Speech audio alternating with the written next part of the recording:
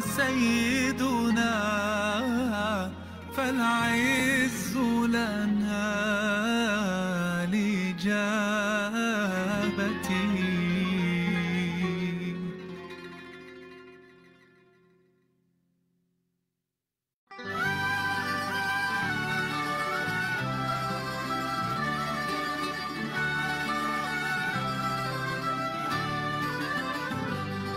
اللهم صل على المصطفى حبيبنا محمد عليه السلام. اللهم صل على المصطفى حبيبنا محمد عليه السلام. أنا ماني فياش واش عليا مني، نقلق من رزقي لاش والخالق يرزقني. أنا مالي فيهاش واش عليا مني، نقلق من رزقي لاش والخالق يرزقني. الله الله الله الله، صلوا على رسول الله. اللهم صل على اللهم صل عليه.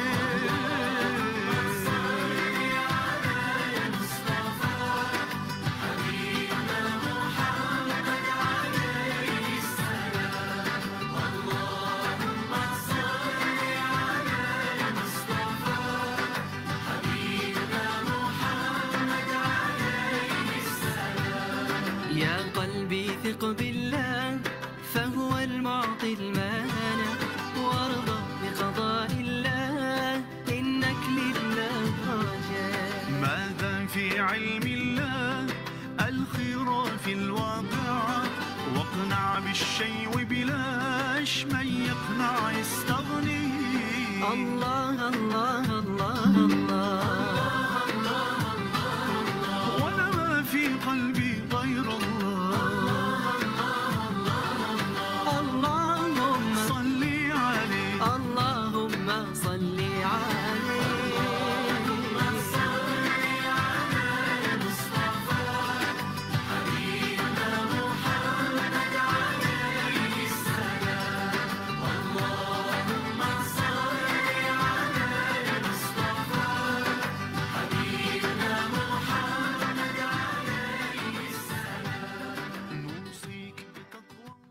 Baik, teman-teman semua. Silahkan yang tidak berkendala sinyal, di-on-kan dulu nih videonya. Masih banyak yang off videonya, Masya Allah. Sudah saling menyusul ya, Insya Allah. Semoga menambah keberkahan ya buat teman-teman. Sebentar ya.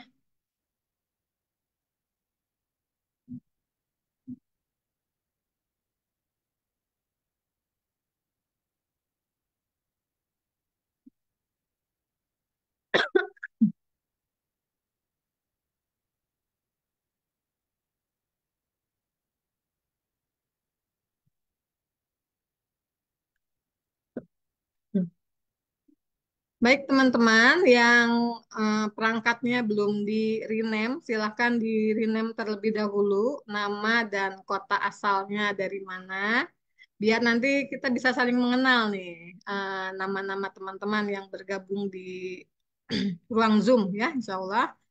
Kan nggak mungkin nanti saya manggil nama perangkatnya, Ibu Opo. Ini juga nih ada PT apa nih? PT Indonesia. Nah, ini saya kenal wajahnya, tapi Bu Vera. Bu Vera di rename dulu Bu Vera. Lagi nyetir ya Bu Vera ya. Bu Vera Sentul nih Insya Allah.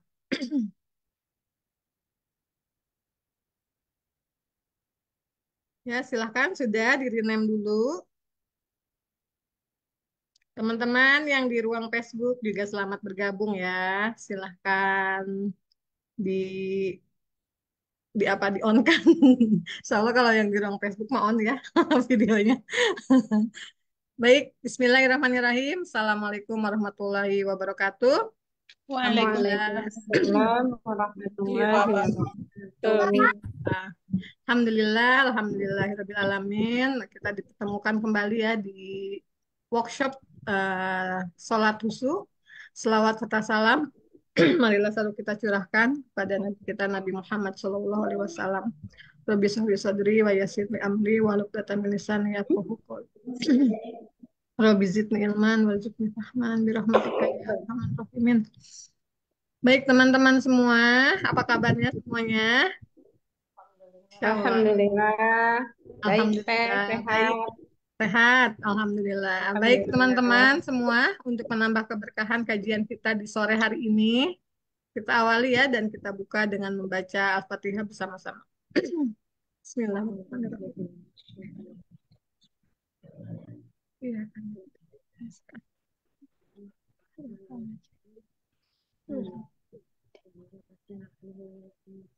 Amin amin ya Allah.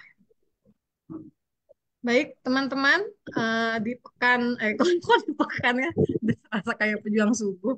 Padahal ini bukan subuh ya. Di hari kemarin ya, di pertemuan pertama, Bu Dewi sudah membahas di sesi ke-1. Mungkin ada yang ingin menyampaikan dulu kira-kira apa yang teman-teman dapatkan di pertemuan pertama. Silahkan bersegera saja, raise hand, atau nyalakan mic-nya langsung, biar nanti Bu Dewi bisa bersegera membuka, melanjutkan di pertemuan kedua ini. Silahkan.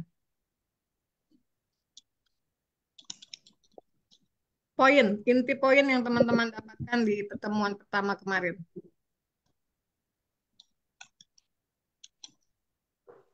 Saya ya Teh. Ya, boleh, boleh.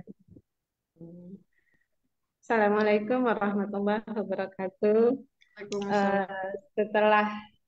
Setelah mendengar penjelasan dari Ibu Dewi kemarin, saya muhasabah lagi ya Teh. Ternyata memang benar dalam sholat saya terutama gitu ya, masih banyak kekurangan-kekurangan yang saya rasakan, baik dalam kekusyukan, dalam penerapan penerapan apa-apa yang kita baca itu harusnya kan kita terapkan dalam kehidupan kita sehari-hari ya Teh.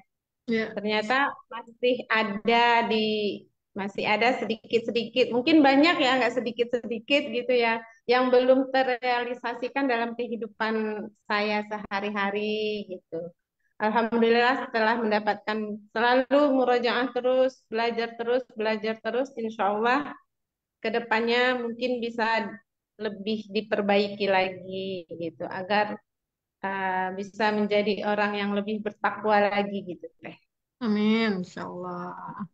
Baik, Alhamdulillah. Nanti insya Allah di besok ya, besok silahkan dipersiapkan yang siap berbagi ya materi di sore hari ini. Baik, Alhamdulillah Bu Dewi sudah bergabung bersama kita. Pada Bu Dewi, mangga saya persilahkan untuk menemani teman-teman kita di pertemuan kedua ini. Mangga Bu Dewi.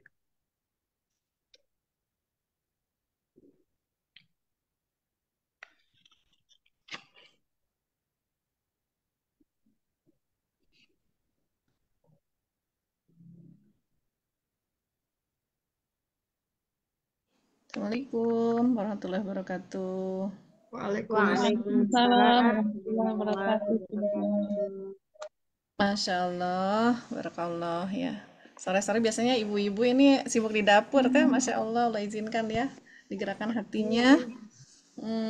Hadir di ruang Zoom dulu ya, Insya Allah nambah barokah nanti masaknya ya. Amin ya rabbal alamin.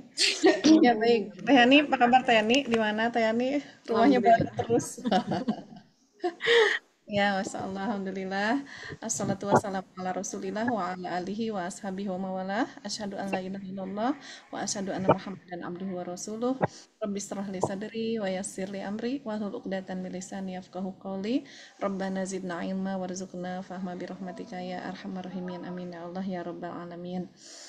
Alhamdulillah, saya langsung aja ya karena kita singkat waktunya. Melanjutkan materi kemarin ya, materi pertama, kita masuk ke materi kedua ya. Insya Allah nanti materinya saya share di akhir pekan ya teman-teman ya, jadi buat murojaah ya insya Allah ya. Kemarin tadi sudah ada, saya sambil mendengar sedikit ya, Mbak siapa tadi Tani yang itu Uniliza ya, Oh iya, Masya Allah ya. Alhamdulillah, nah kemarin kita udah bahas tentang betapa pentingnya ya kita itu memperhatikan sholat kita ya. Karena ternyata bisa fatal akibatnya. Ya. Sehari ini ya kita akan belajar tentang sholat itu kita tahunya kan kewajiban ya. Sholat antara kewajiban dan kebutuhan. Nah, secara fakta ya saat ini setidaknya orang terbagi dua ya ketika melakukan sholat. Pertama karena wajib ya karena semata-mata wajib takut masuk neraka gitu ya daripada masuk neraka deh sholat. Nah ya tapi ada juga yang sholatnya karena kebutuhan ya karena dia punya mungkin ada hajat-hajat yang ingin tercapai ya dia lalu mendatangi Allah ya jadi semangat tuh ya tadinya mungkin pas nggak ada kebutuhan malas-malasan sholatnya kadang bolong-bolong ya tapi pas ada kebutuhan pengen ditolong Allah ya banyak yang akhirnya tergerak untuk sholat. Nah ini ya teman-teman. Nah kita termasuk yang mana?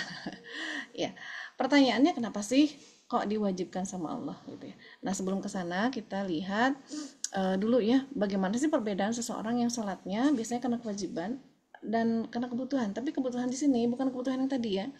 Kebutuhan yang bisa bisa saja sih, tapi lebih ini yang dibahas oleh saya itu adalah kebutuhan butuh memang butuh kepada Allah gitu ya butuh ditolong Allah dalam segala hal sehingga tidak nunggu ada kebutuhan duniawi ya dia datangnya gitu tapi yang ini kewajiban versus kebutuhan di sini adalah orang yang datang kepada Allah sholat itu semata-mata wajib atau datang karena butuh sama Allah ya butuh dalam segala hal ya butuh tidak hanya cari solusi walaupun misalnya dia masalahnya nggak selesai-selesai sampai dia mati dia membutuhkan Allah dia merasa butuh kepada Allah saya butuh salat ini gitu ya karena ini cara saya mendekat kepada Allah cara saya menggapai ridhonya Allah dan seterusnya nah orang yang betul-betul ridho udah nggak mikir lagi apa namanya karena takut neraka ya tapi dia butuh nah bagaimana orang yang butuh ini nah ya pertama biasanya yang hanya semata wajib ya nah, pas waktu datangnya sholat dia tuh ngerasa ini terganggu nggak nyaman hatinya gitu ya tapi kalau butuh waktu sholat tuh ditunggu-tunggu ya nah jadi orang yang wajib itu merasa biasanya hanya semata karena kewajiban dia sholatnya itu eh, Allah yang nunggu dia ya tapi kalau butuh dia yang nungguin Allah ya artinya dia yang nungguin waktu sholat tiba itu ya teman-teman lalu bagaimana nah kalau yang wajib tadi ya semata-mata karena wajib takut dosa takut neraka ya cenderung menunda-nunda sholat tapi kalau yang butuh dia berusaha tepat waktu tadi ya dia tidak akan membiarkan Allah itu menanti dia lalu nah bagaimana yang wajib itu pengen cepat selesai sebentar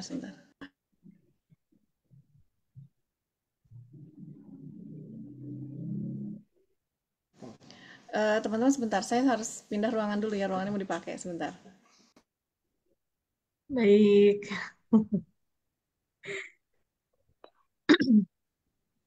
Baik, teman-teman, sambil nunggu Bu Dewi pindah posisi ya. Kemarin Bu Dewi sedikit membahas terkait kadang kita lupa ya, lupa mengejar yang malah lebih seringnya kita tuh lebih mengejar yang jauh dibandingkan yang dekat, lupa untuk mengajak Allah. Padahal ketika kita ingin berinteraksi dengan Allah tuh tidak harus melulu kita sedang sholat ya. Kita sedang membangunkan anak-anak juga kita bisa melibatkan Allah, diajak Allahnya, diajak ngobrol Allahnya. Jadi jangan jadi persepsinya mungkin ya bukan hanya sekedar ketika kita melibatkan Allah itu ketika kita sedang sholat 5 waktu saja, tapi di semua aktivitas yang kita lakukan maka libatkanlah Allah dalam segala halnya. Lagi nyapu, ingat Allah. Lagi masak, lagi makan, ya, ingat Allahnya, Masya Allah. Lebih indah kayaknya ya. Kadang-kadang kita lupanya mengejarnya yang jauh-jauh, kayak kalau mencari solusi, ingatnya ke yang jauh dulu ya, padahal ada yang lebih dekat, yaitu Allah. Ternyata terkadang kita lupa bahwa Allah itu juga adalah suatu pertolongan yang real, yang nyata, dan yang lebih dekat dengan kita. Yang lebih dekat dengan kita dalam aktivitas kita sehari-hari. Mungkin ya lebih banyak taunya ya Allah tentang kita dibandingkan orang yang tidak pernah bertemu dengan kita ya. Bu Dewi sudah bergabung? Alhamdulillah. Silahkan Bu Dewi.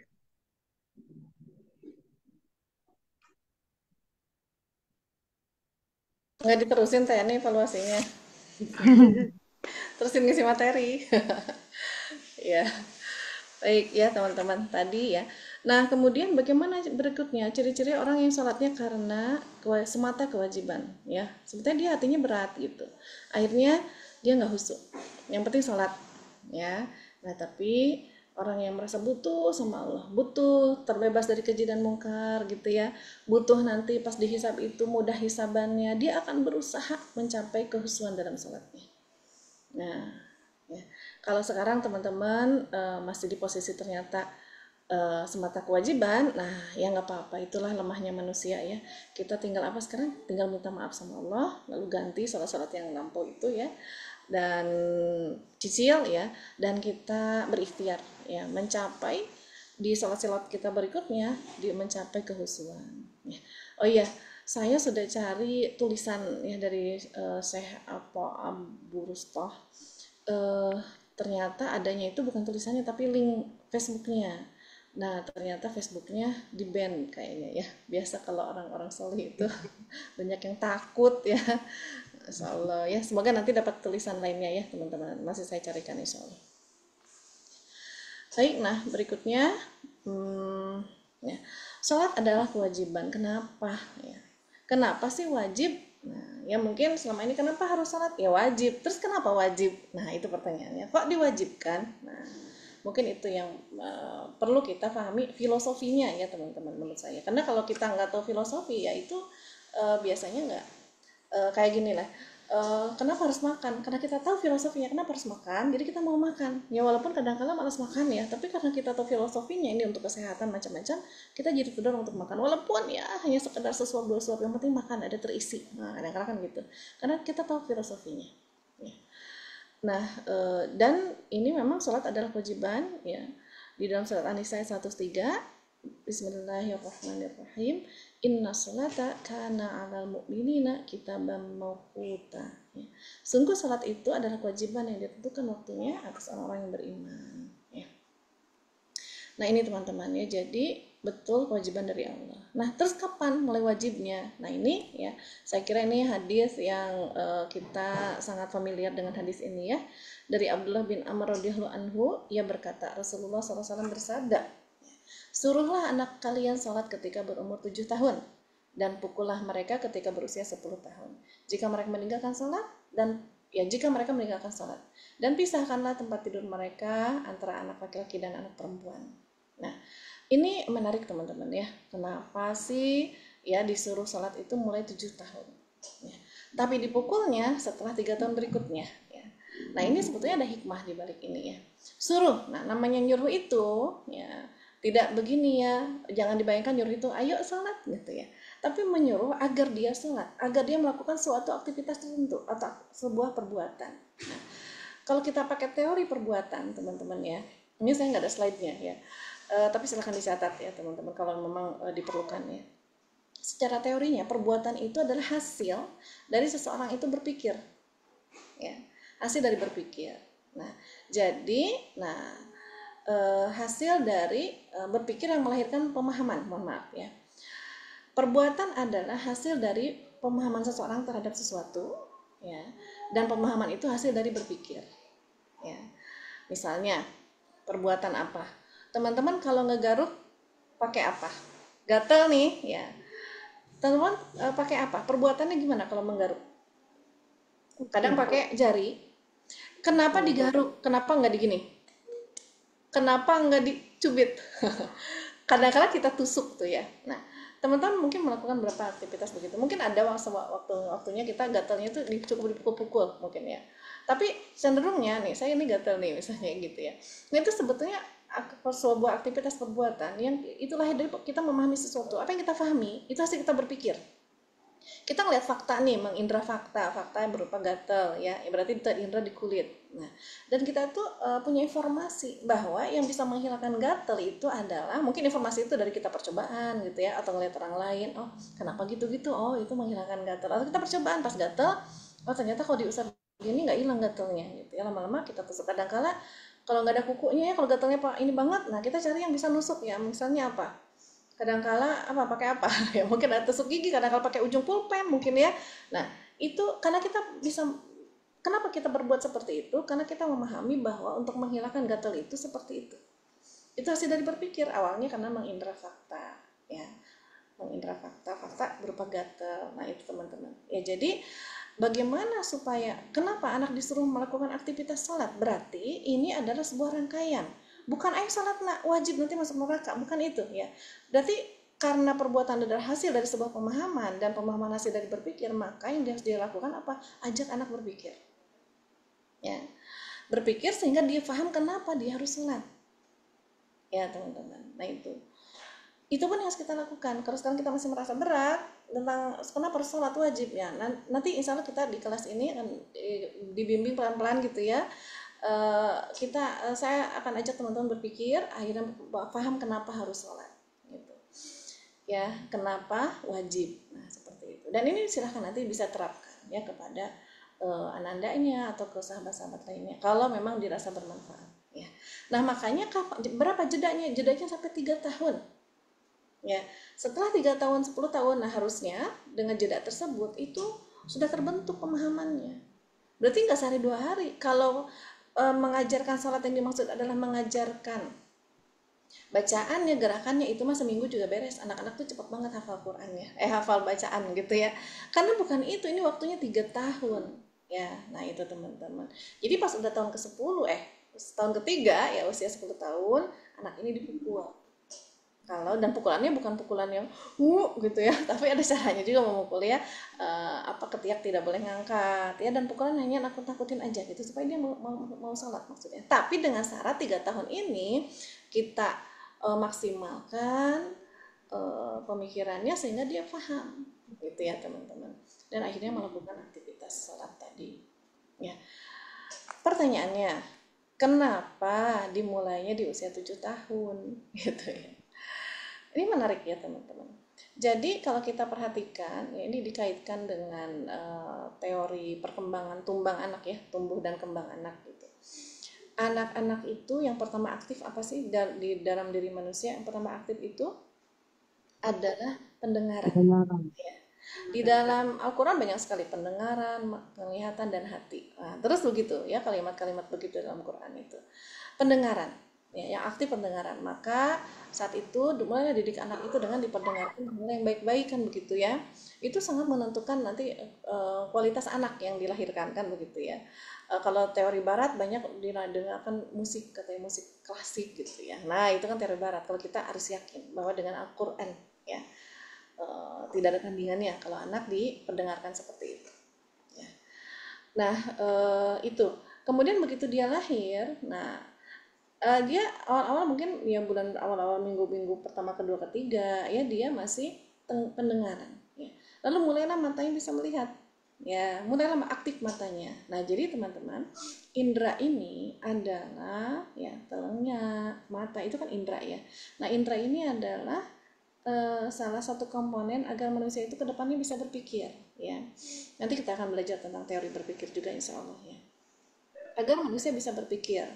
Nah jadi diaktifkan satu-satu sama Allah itu ya, diaktifkan satu-satu telinga, mata, dan mata ini aktifnya. Jadi dia itu nanti akan akhirnya 2 yang bekerja, telinga dan mata, sampai dia usia 7 tahun ya.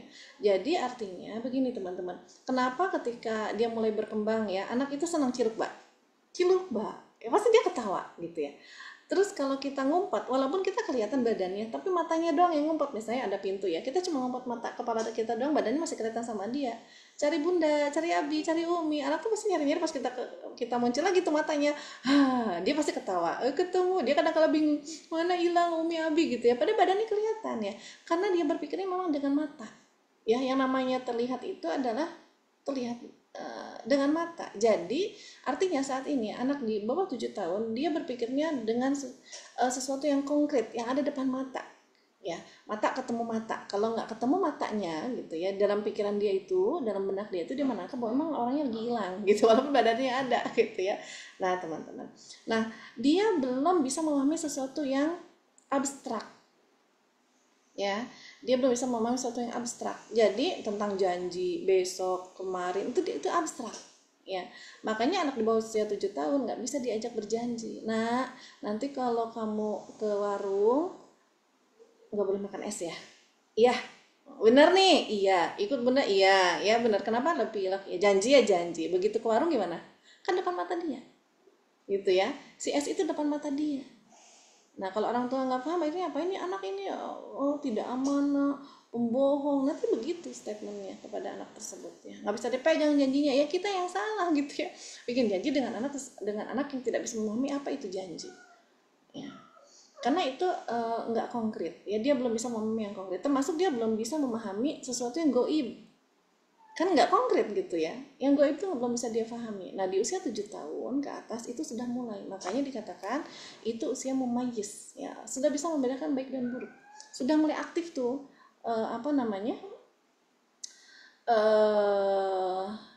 berpikirnya lebih sempurna lagi ya, sudah mulai bisa membedakan baik buruk kan gitu mumayyiz itu. Jadi dia belum balik ya, tapi mumayyiz, membedakan baik dan buruk.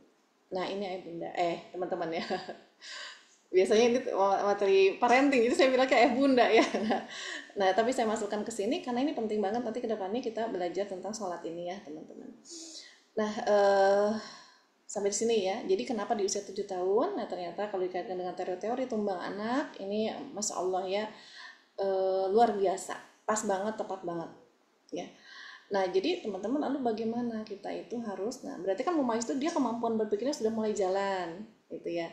Nah disinilah kita mulai aktifkan tuh ya, dari umur 7 tahun itu aktifkan tuh dia berpikir ya, ajari dia berpikir ya. Berpikir itu bagaimana, gimana cara berpikir agar dia paham. Nah nanti ada teorinya setelah berikut ini ya. Yang jelas kondisi mumayyiz ini kondisi yang sangat bagus, anak diajak berpikir sehingga paham segala hal, memahami segala hal. Kenapa harus gosok gigi, jadi tidak hanya tentang sholat saja sebetulnya ya. Nah itu teman-teman, jadi mudah-mudahan bisa difahami sampai di sini ya. Kalau ada pertanyaan silahkan langsung chat ke Teh Yani sebelum lupa ya, nanti salah akhir pekan saya akan jawabnya dengan voice note insya Allah ya. Semoga dimudahkan semuanya. Nah jadi teman-teman, awalnya sebetulnya berawal dari ya kenapa sih sholat itu diwajibkan ya. Sebetulnya berawal dari pertanyaan ini ya. Dari pertanyaan ini saya yakin teman-teman tahu jawabannya ya, sejak SD kita diberitahu atau sudah paham. Nah tentu nanti beda orang yang tahu dan orang yang paham ya. Kalau yang sekedar tahu ya tahu, tapi akhirnya dia tidak ibadah gitu ya, karena hidup katanya buat ibadah. Tapi kalau yang paham ya, kalau kita lihat ada orang yang giat ibadah sampai bukan ibadah ya, ibadah mahdoh ya. Ibadah itu ada dua. Ibadah itu ada ibadah yang umum secara luas ya, maknanya luas, yaitu ibadah bentuk ketaatan kepada Allah, semua ketaatan. Pokoknya ada perintah Allah, mau yang wajib mau yang sunnah dia lakukan. Ada larangan dari Allah, mau yang makruh mau yang haram dia tinggalkan. Itu namanya ibadah yang bermakna secara luas. Nah hidup kita untuk apa? Untuk ibadah yang maknanya luas ini. Tapi ada ibadah yang maknanya lebih sempit ya, yaitu ibadah harian ya, sholat, puasa, begitu ya, zikir ya teman-teman. Nah itu jadi kita disilakan untuk apa? Untuk ibadah yang maknanya luas tadi ya. Nah tentu berbeda orang yang tahu untuk ibadah dengan yang paham kenapa ibadah ya.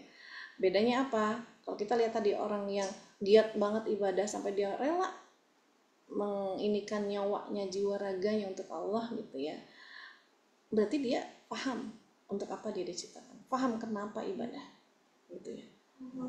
Karena kalau sekedar tahu dia gitu malas-malasan ibadahnya. Nah kita termasuk yang mana teman-teman? Jangan-jangan baru sekedar tahu ya. Nah insya Allah mudah-mudahan di kelas ini ya sebulan ke depan kita lebih paham lagi insya Allah ya. Amin ya rabbal alamin. Nah ini berawal sebenarnya dari ini teman-teman ya. Kenapa sih ya kita ada di dunia ini ya. Ini kisahnya di sini teman-teman. Berawal dari surat Al-A'raf ayat 172 ya. Bismillahirrahmanirrahim. Ya kata Allah apa? Wa iz akhadha rabbuka min bani Adam. Dan ya ingatlah, yaitu ketika akhadha rabbuka, Tuhanmu mengambil ya, atau mengeluarkan dari mengeluarkan keturunan Adam ya, min zuhurihim dzurriyyatahum ya, wa ashhadahum ala anfusihim alastu birabbikum. Ya, jadi dikeluarkannya dari mana keturunan Adam tadi? Dari sulbi mereka. Sulbi itu adalah tulang ekor. Ya. Dan Allah mengambil kesaksian terhadap jiwa mereka seraya berfirman. Ya. Alastu birabbikum? Bukankah aku ini Tuhanmu? Qalu bala syahidna. Mereka berkata, manusia itu, kita saat itu berkata, kompak, nggak ada yang ngomando, nggak ada yang ngasih kode, ngasih bocoran. Jawabannya kita tuh sama, kompak apa? Bala syahidna. Ya, benar ya Allah, kami menyaksikan. Ya, menyaksikan bahwa Engkau Tuhanku, Tuhan kami, kan Rabbukum. Alastu bi rabbikum. Ya. Apakah aku Rabb kalian? Apakah aku pencipta kalian? Nah, kita mengatakan benar ya Allah. Syahidna, kami bersaksi, kami bersumpah. Antakulu yauma, ya, antakulu yaumal qiyamati inna kunna an hadza ghafilin. Kami lakukan yang demikian itu agar di hari kiamat kamu tidak mengatakan sesungguhnya kami Bani Adam adalah orang yang lengah terhadap ini, keesaan Allah. Ya, jadi Allah kenapa bertanya begini? Supaya kita nggak ada yang nggak tahu, aku nggak tahu kalau ada Engkau ya Allah, aku nggak tahu kalau harus ibadah. Nah, nggak ada yang bilang begitu, ya. Nah, jadi kata para ulama, teman-teman, ya, ini adalah janji suci, ya, antara kita dengan Allah Subhanahu Wa Taala. Ya, janji suci. Kalau kita bicara janji suci, biasanya identiknya dengan pernikahan, ya. Tapi itu enggak sesuci, ya.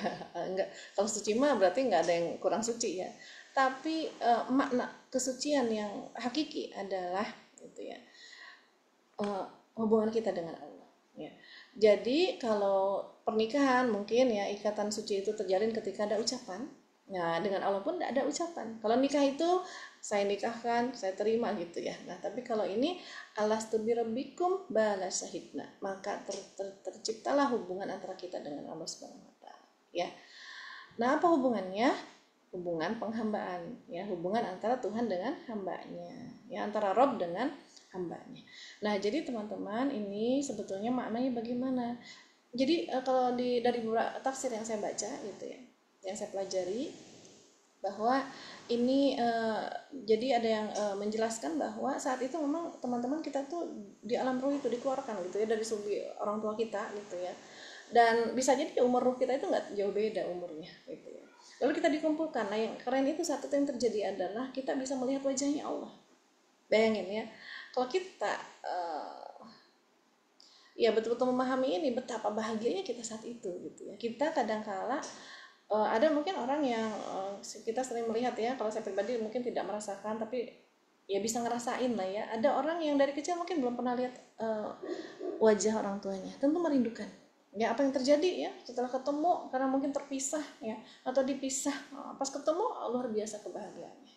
Itu baru ketemu dengan orang tua. Harusnya ketemu dengan Allah itu, kalau fitrah kita masih bersih nih ya, kita mendengar kita pernah bertemu dengan Allah, kita tentu sedih, pengen banget melihat wajahnya lagi gitu ya. Nah, sama seperti saya sekarang. Saya dulu ya diasuh oleh kedua orang tua, tapi salah ketika bapak meninggal itu, sekarang ada perasaan yang begitu mendalam gitu ya, pengen ketemu. Nah, dan kebayang bahagianya kalau ketemu. Nah, harusnya kepada Allah itu ketika kita mendapatkan info seperti ini dari Allah ya, kita tuh ada perasaan, harusnya gitu ya. Gak apa-apa kalau belum muncul perasaan itu, gak apa-apa, kita lagi belajar untuk menumbuhkan rasa sama Allah ya. Nah, jadi ini akhirnya ya adalah ya sesuatu yang sangat luar biasa. Saat itu kejadian luar biasa karena kita bisa melihat wajah Allah yang maha indah ya. Lalu Allah bertanya sama kita dengan pertanyaan tadi, apakah aku Tuhan kalian? Apakah aku pencipta kalian? Ya. Betul ya Allah. Nah, syahidna itu dari kata syahadat ya. Syahidna itu bersaksi ya. Berarti apa? Menyaksikan. Sumpah gitu ya. Bahwa aku menyaksikan sendiri engkau adalah Tuhanku. Yaitu sama seperti kalau kita bersaksi atas sesuatu hal. Kalau misalnya di pengadilan ada saksi gitu ya. Saksi, dia bersaksi, dia adalah saksi. Saksi itu bisa disumpah gitu. Karena kesaksian dia ada sesuatu yang harusnya benar, sebuah kebenaran, bukan bohongan. Berarti kalau dia bersaksi tapi bohong, dia berarti bukan saksi. Ya. Artinya seseorang yang bersaksi artinya dia sedang bersumpah. Ya, teman-teman. Nah, apalagi ini kepada Allah. Ketika dia bersaksi, dia berarti sedang bersumpah kepada Allah bahwa Allah adalah Rabb-nya. Nah, dan itu kita sudah ucapkan itu semuanya. Kompak. Ya. Semua keturunan Adam sampai hari kiamat itu semua kompak menjawab dengan jawaban yang sama. Nah, lalu apa makna berikutnya? Ya berarti adalah sumpah pengakuan kita Allah adalah Rabb kita. Nah, teman-teman, sebuah pengakuan ya itu ya akan diikuti dengan makna yang berikutnya, yaitu misalnya saya ngaku nih Teh Yani itu, Teh Yani mau diaku sebagai apa Teh Yani? Misalnya saya ngaku Teh Yani adik, ini adik saya, berarti saya siapanya? Saya kakaknya. Ya. Itu kakak saya, Teh Yani kakak saya, berarti saya adiknya. Teh Yani majikan saya, berarti saya pembantunya. Itu pembantu saya, berarti saya majikannya. Itu kan otomatis ya teman-teman ya. Nggak mungkin saya bilang itu majikan saya adalah apa dong? Apa Teh Yani? Ya itu majikan, ya mungkin kita apanya ibunya gitu ya. Nggak nyambung. Kalau kita ngaku ibu berarti dia bukan majikan tapi anak gitu ya. Walaupun pada fakta sekarang banyak ya dunia terbalik gitu ya. Orang tua jadi anak jadi majikan. Tapi ini secara realita gitu ya. Kalau kita nyebut ibu pasti pasangannya itu dengan anak, nyebut kakak pasti pasangannya dengan adik. Dan itu nggak perlu kita jelaskan. Pas saya bilang Teh Yani kakak saya loh misalnya, saya kan nggak perlu jelasin, teman-teman pasti mafhum, pasti paham bahwa saya berarti adiknya. Ya.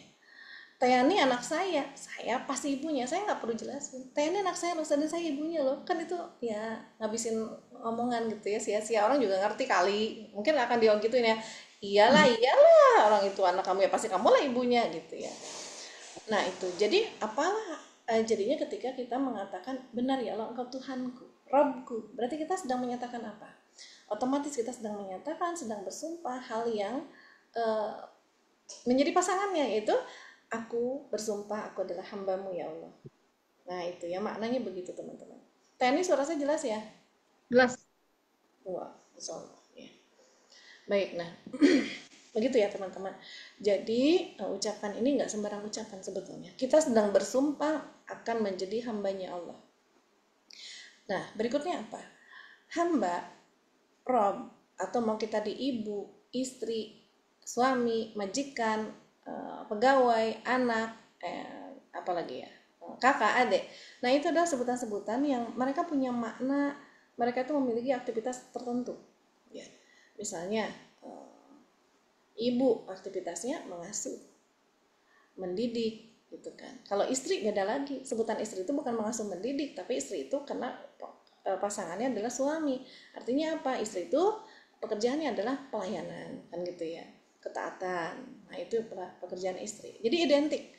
Sebutan-sebutan tadi identik, mereka tuh punya aktivitas khas tersendiri. Ya. Kalau anak aktivitasnya ada birrul walidain.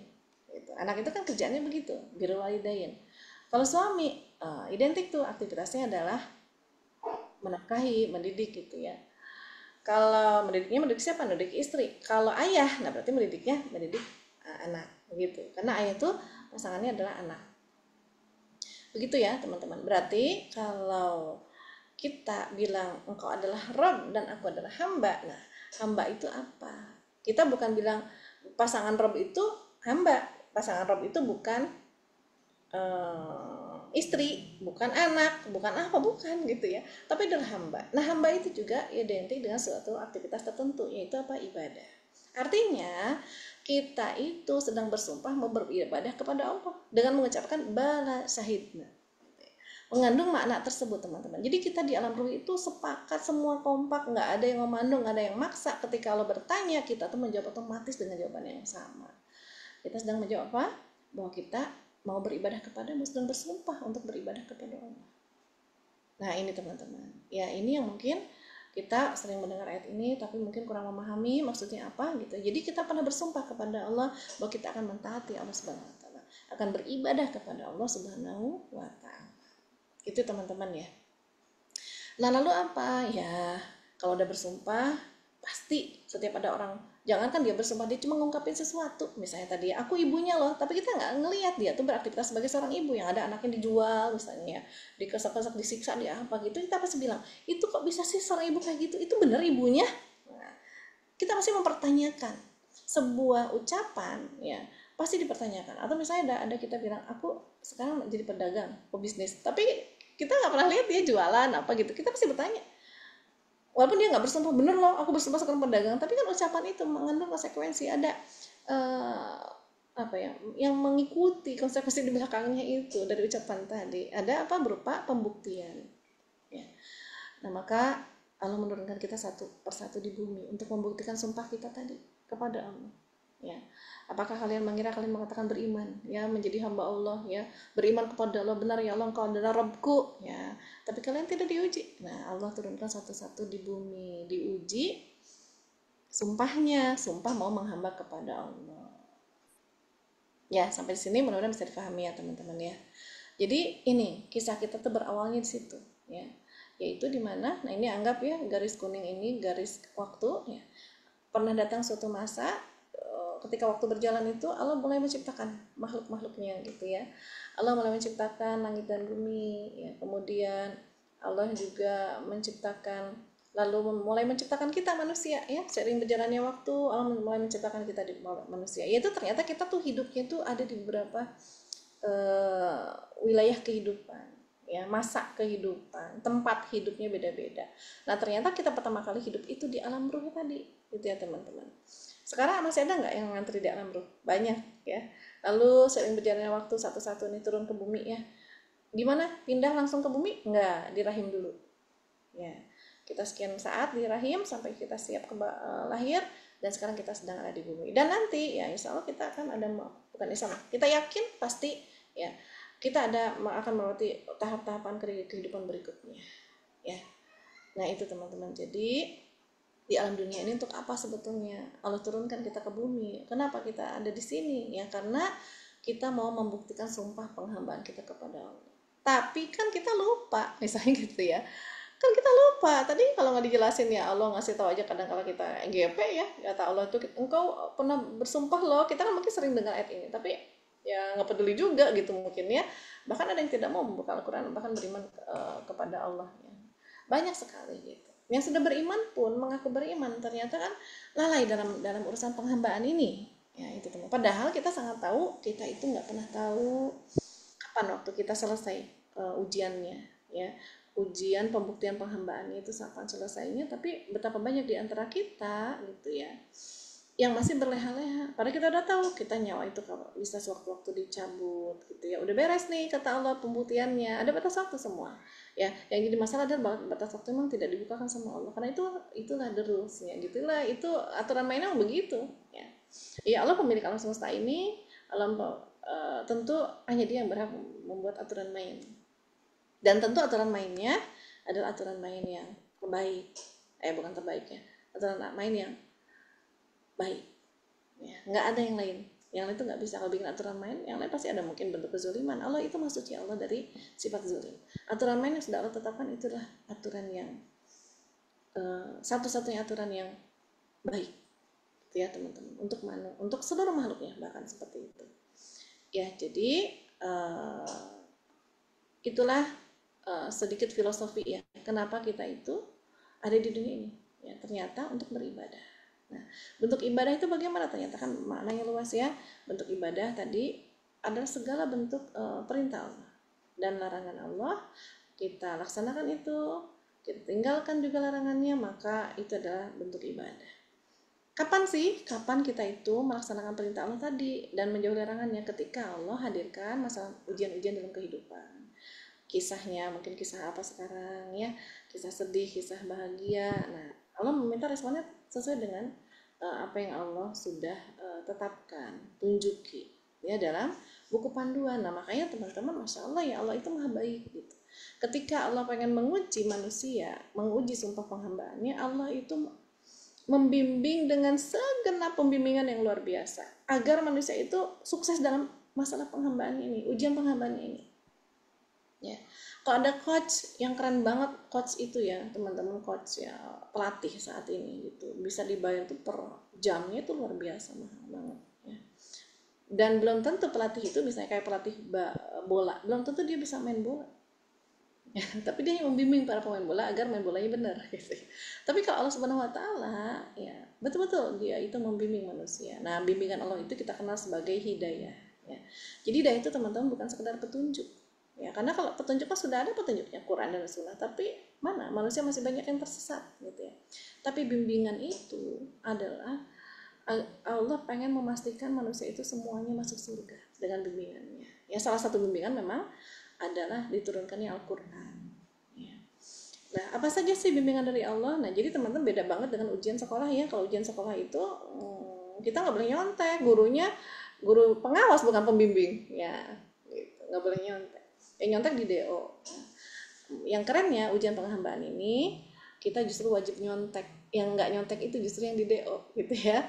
Dan contekannya Allah kasih. Tuh, itu bentuk Allah membimbing kita supaya penghambaannya sukses. Makanya kalau manusia tidak mau buka Quran dan As-Sunnah, ya, yang diturunkan Allah itu kan tidak hanya Quran tapi As-Sunnah lewat lisan Rasulullah SAW ya. Rugi sekali manusia yang tidak membuka Al-Quran dan As-Sunnah ini, karena dia pasti penghambaannya nggak benar. Penghambaannya nggak benar. Ayat Quran saja ada 6.666 ayat. Itu sebagai patokan kita untuk menjalani kehidupan ini. Tapi berapa banyak yang sudah kita pelajari dan kita terapkan, dan terapkannya secara istiqomah? Mungkin hampir nggak ada. Sholat aja nggak istiqomah tepat waktu, nggak istiqomah dalam kekhusyuan, ya, dan seterusnya. Itu yang harus kita muhasabahi juga ya teman-teman. Ya, betapa ruginya ketika kita tidak menggunakan bimbingan Allah ini dalam menjalani kehidupan dunia. Nah, apa saja sih bimbingannya? Ya, jadi tadi ini adalah sumpah penghambaan. Ya, kita sedang bersumpah kepada Allah, sudah pernah bersumpah kepada Allah bahwa kita akan menghamba kepada Allah. Ya. Lalu tadi ya, Allah tidak membiarkan kita tersesat di jalan penghambaan tadi. Maka Allah berikan bekal-bekal banyak sekali teman-teman sebetulnya bekal-bekalnya ya.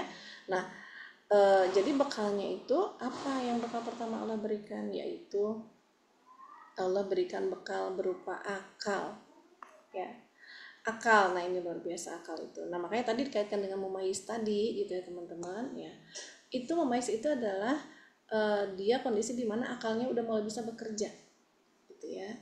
Nah, akal fungsinya untuk apa? Akal bentuk alat gitu ya dari Allah. Ya, ibarat alat. Akal itu kemampuan berpikir teman-teman. Kemampuan. Jadi seperti alat yang canggih banget untuk berpikir, gitu ya. Supaya apa? Supaya manusia itu sukses dalam penghambaannya. Dikasih kemampuan berpikir. Kalau monyet, anjing, kucing, ya itu kan nggak dikasih kemampuan berpikir. Ya, mereka tidak dihisab oleh Allah gitu. Yang dihisab adalah manusia yang sudah diberikan bimbingan ini berupa akal, ya, hidayah akal. Karena akal itu para ulama menyebutkan akal itu sebagai salah satu bentuk hidayah. Hidayah adalah bimbingan, tidak hanya petunjuk, ya. Kalau petunjuk belum tentu terbimbing, tapi kalau bimbingan pasti dapat petunjuk. Ya itu. Nah, akal ini fungsinya untuk apa? Pertama, dia dapat memahami dan mengenal Allah lagi dengan akalnya. Ya, memang kan kita lupa tuh ya. Kita kan lupa tuh di alam roh itu kita pernah bersumpah, tapi dengan dikasih akal itu kita bisa memahami, bisa menemukan Allah. Ya, walaupun kita lupa dengan sumpah kita tadi, ya ini baru bekal pertama loh. Bekal berikutnya kan Allah beritahukan di dalam Al-Quran gitu ya. Kalian pernah bersumpah loh. Jadi kan kita sadar. Nah, kan gitu ya teman-teman. Jadi berapa bimbingan Allah kasih tahu, karena pasti manusia itu lupa. Nah, tapi Allah kasih akal dulu supaya ketika Allah kasih tahu, akal bisa membenarkan akhirnya gitu ya. Nah, lalu apa? Termasuk dia akan bisa menjangkau sesuatu yang nggak bisa dia indra. Dia akan nanti dengan akal tadi harusnya dia itu bisa menjangkau masa depan. Bukan berarti jadi Mama Loren ya ibaratnya gitu ya. Tapi masa depan itu seperti surga neraka. Termasuk dia akan meyakini ada yang gaib ya. Salah satu yang gaib adalah Allah Subhanahu wa taala. Kan gaib. Gaib di sini tidak terindra oleh secara langsung gitu ya oleh indra kita. Nah, jadi akal itu berapa bekal teman-teman? Masya Allah, bayangin kalau kita nggak punya bekal, nggak dikasih bekal akal sama Allah. Ya kayak kucing aja ya. Kayak monyet, kayak apalah binatang-binatang di luar sana. Ya hidupnya gitu-gitu aja, nggak ada peradaban. Ya, tetap aja begitu dari dulu. Monyet bikin gamis nggak ada kan gitu ya.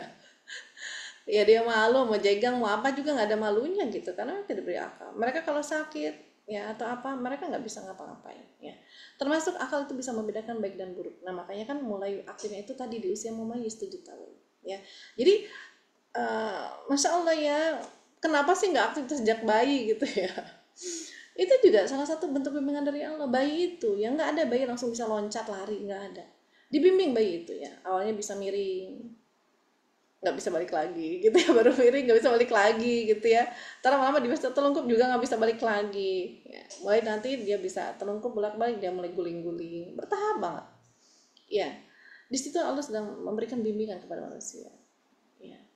Lalu apa ya, diaktifkan satu-satu gitu ya.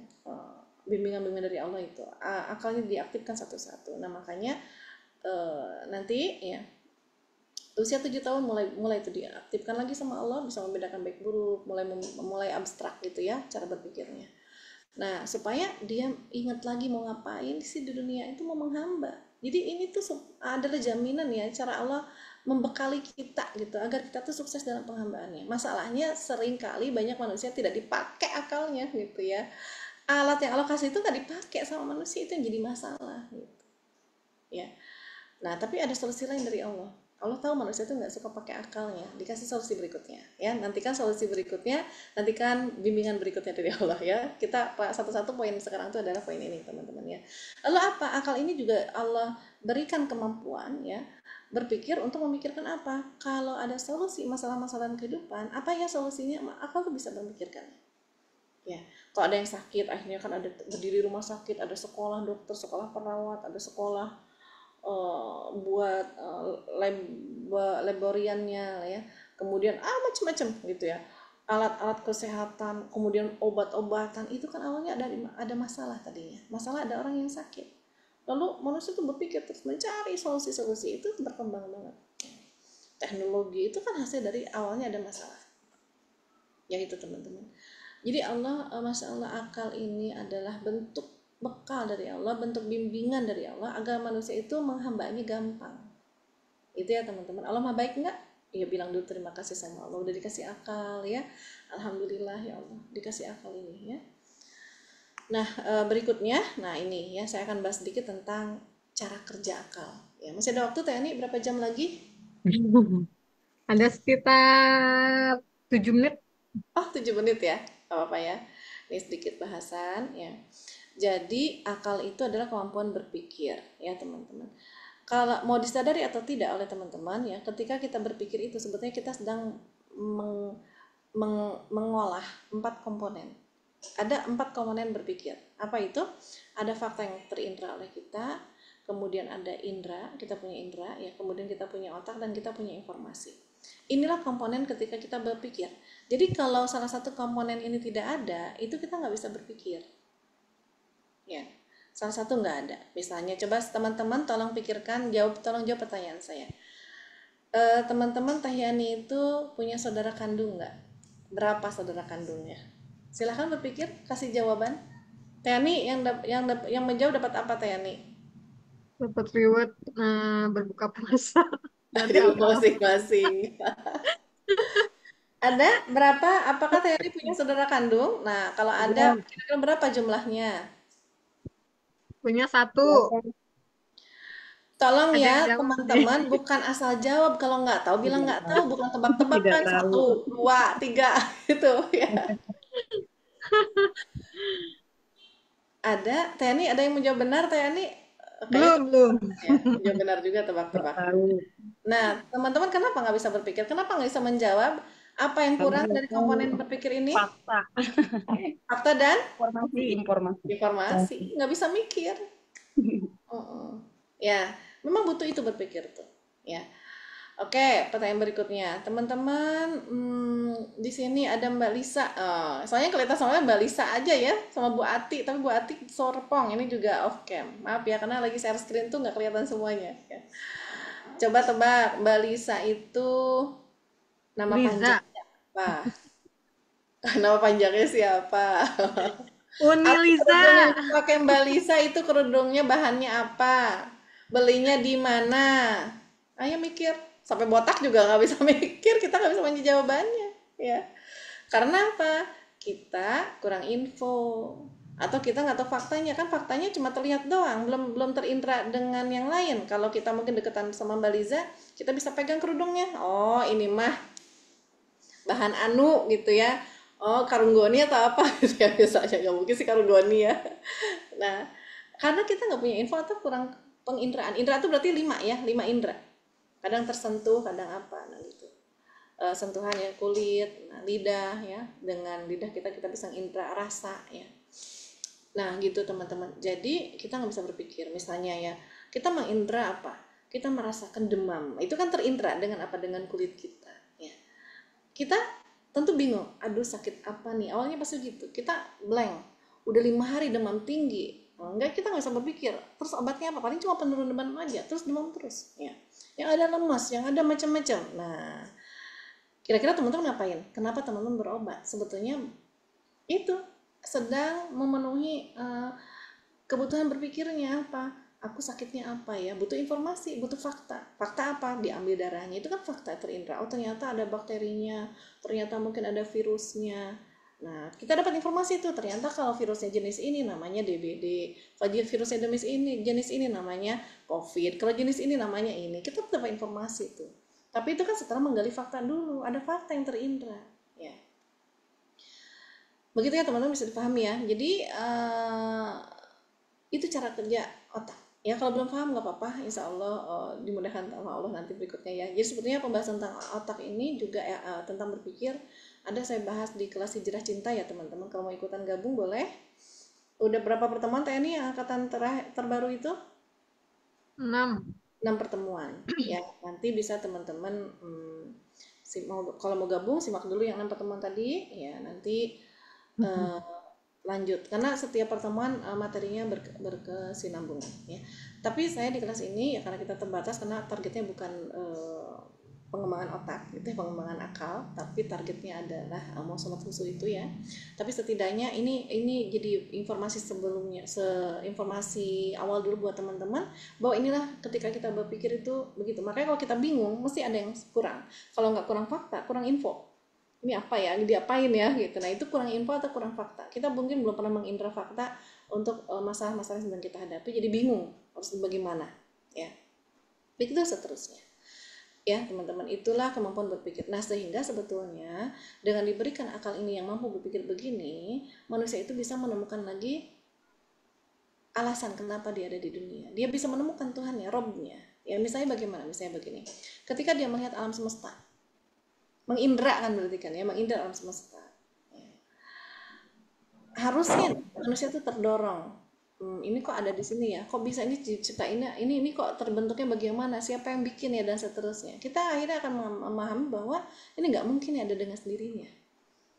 Kalau kita lihat ada boneka bentuk kambing ya, kita pasti akan nanya, ini siapa yang bikin, bagus banget bonekanya, mungkin kayak Sound the Sheep gitu ya, udah boneka dia bergerak-gerak juga, bisa ngomong juga gitu, lucu gitu. Ini siapa yang bikin bonekanya, siapa tim kreatornya, kita pasti nanya gitu.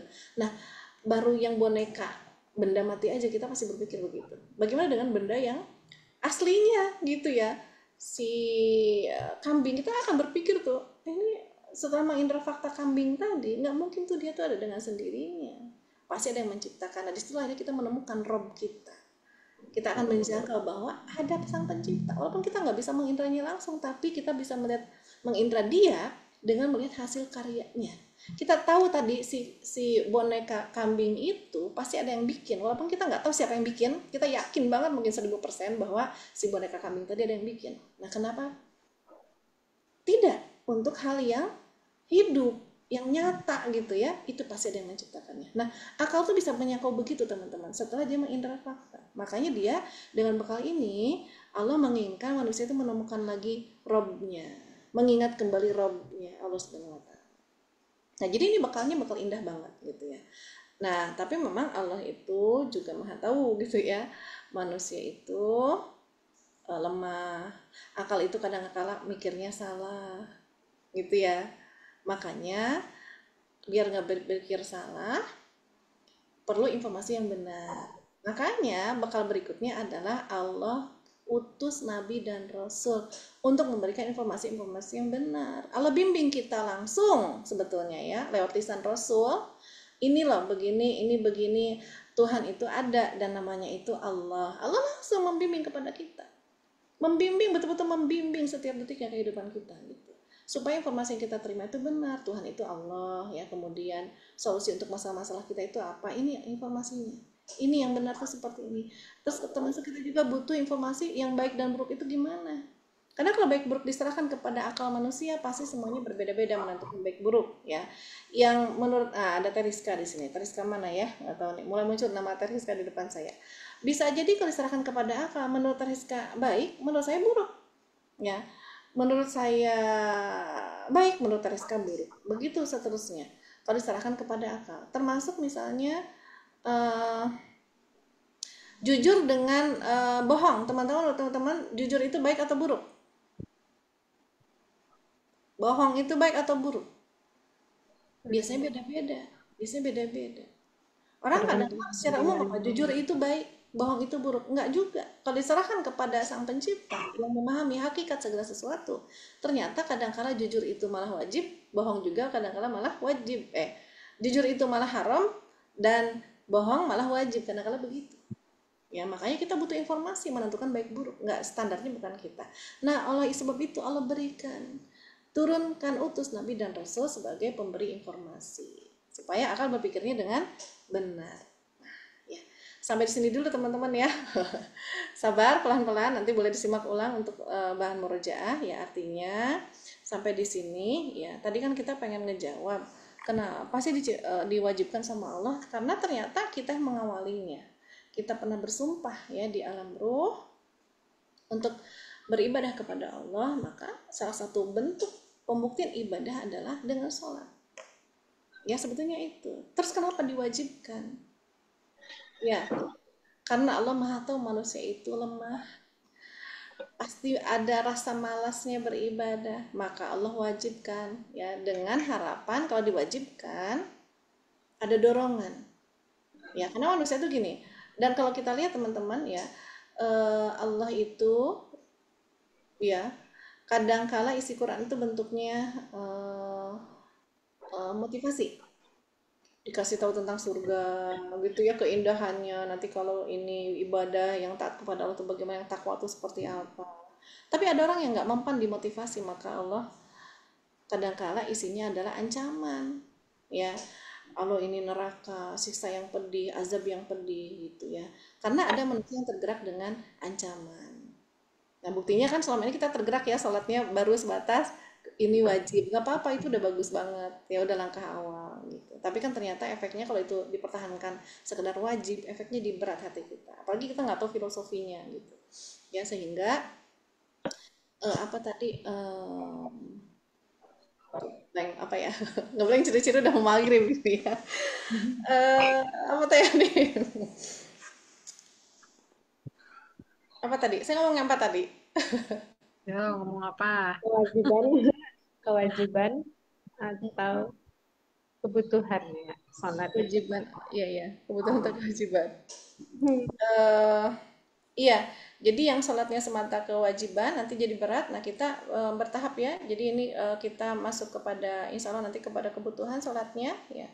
Dan tadi, nah yang jadi masalah adalah ketika orang, nah ini yang mau saya sampaikan, ketika seseorang udah dimotivasi nggak mempan, nggak mau sholat juga, udah diancam nggak mempan juga mau sholat, patut dipertanyakan imannya itu bagaimana ya. Diancam tuh mempan, dimotivasi nggak mempan, terus mau diapain ini orang ya. Kalau kita termasuk yang itu, segala bersifat kepada Allah ya, berarti iman kita tuh masih sangat lemah ya teman-teman, karena dimotivasi nggak mempan, diancam juga nggak mempan, belum mempan gitu ya. Mudah-mudahan jadi mempan habis ikut kelas ini ya. Amin ya rabbal alamin ya. Semangat ya, insya Allah itu secara filosofi begitu teman-teman ya. Kenapa kita itu sampai wajib sholat ya, karena kita sudah bersumpah dan Allah ngebantu banget kita agar sumpah kita itu terrealisasi, kita benar-benar jadi hamba Allah di dunia ini ya. Salah satunya dengan ada yang Allah wajibkan ya, supaya benar-benar dia itu benar-benar bersungguh-sungguh jadi hamba Allah ya. Oke, tetap semangat. Insya Allah besok ketemu. Waktunya normal lagi ya. Mohon maaf ini hari besok enggak ya, maaf. Nanti di grup ya, mohon maaf ya. Nanti di grup. Jadi hari Rabu ini hanya Rabu spesial aja karena saya betul-betul nggak bisa di jam yang ditetapkan waktu di iklan ya. Tapi sebetulnya secara umum normal Senin sampai Jumat jam 11.30 10.30 ya, waktu Indonesia Barat ya. Cuma khusus setiap Kamis ya teman-teman, saya hanya bisa jam berapa tadi tuh? Jam 2 siang, khusus setiap Kamis ya. Untuk Rabu depan normal tetap 10.30 ya, insya Allah seperti itu ya.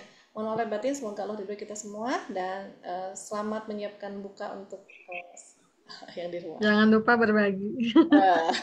Berbagi doa ya. Assalamualaikum warahmatullahi wabarakatuh. Waalaikumsalam.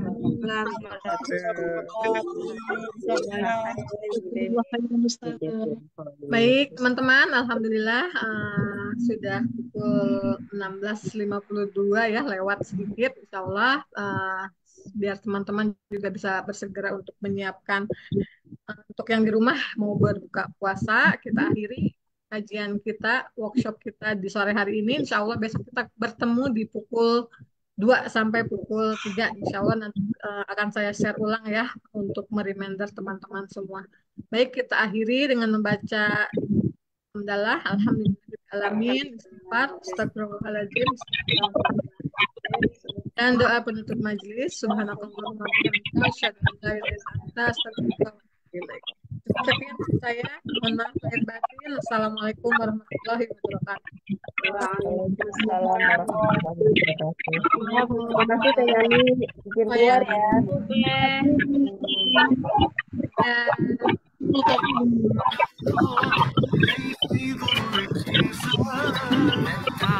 كل علاج أقل شيء يغنيه الله الله الله الله صلوا على حبيب الله Selamat berjalan ya. صلي عليه وآله